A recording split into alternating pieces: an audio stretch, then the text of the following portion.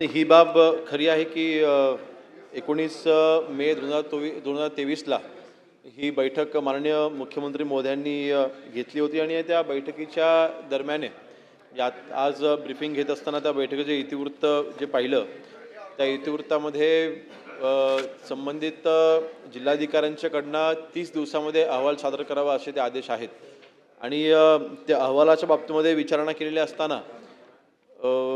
महसूल विभागाने म्हणजे जिल्हाधिकाऱ्यांनी ज्या विभागाच्या मार्फत म्हणजे आपल्या पोलीस हाऊसिंग कॉर्पोरेशनच्या मार्फत हे बांधकाम तिथे करण्यात येतं आहे आणि अध्यक्षमध्ये ह्या प्रोजेक्टकरिता 123 कोटीचा निधी हा मंजूर केलेला आहे आणि त्याची वर्क ऑर्डर देखील इश्यू झालेली आहे, परंतु ग्रामस्थांनी विरोध केल्यामुळे तिथे 2 वर्ष कामाला सुरुवात होऊ शकलेली नाही आहे आणि म्हणून जेव्हा विचारणा करण्यात आली पोलीस हाऊसिंगला की ह्या बाबतीमध्ये 50 एकरची जागा म्हणजे 115 एकर जागा ही एकूण आपण तिथे ही दिलेली आहे त्या बटालियनच्या उभारणीकरिता त्या 115 एकरपैकी 50 एकर जागा मिळावी अशी ग्रामस्थांची मागणी आहे. तर 50 एकर दिल्याने ते जे काही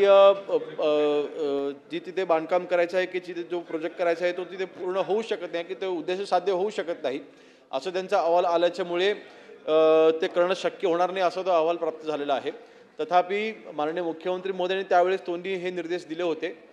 परंतु त्यानंतर मला वाटतं ग्रामस्थांसोबत आणि आपली एखादी एक अनौपचारिक चर्चा देखील झाली होती कारण त्या चर्चेमधनं 10 एकरची जागा देता येईल असं तिथे हाऊसिंगचं म्हणणं होतं आणि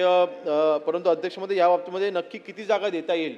म्हणजे शेवटी दोन्ही उद्देश साध्य झाले पाहिजेत. आपलं जे देवस्थान आहे, तीर्थक्षेत्र आहे, प्रसिद्ध आहे, बवर्गाचं आहे, तिथे लाखो पर्यटक तिथे किंवा भाविक तिथे येत असतात आणि आषाढीच्या वेळेस देखील तिकडे रिंगण देखील भरवलं जातं ह्याची देखील मला पूर्णपणे कल्पना आहे आणि म्हणून अध्यक्षमध्ये तिथे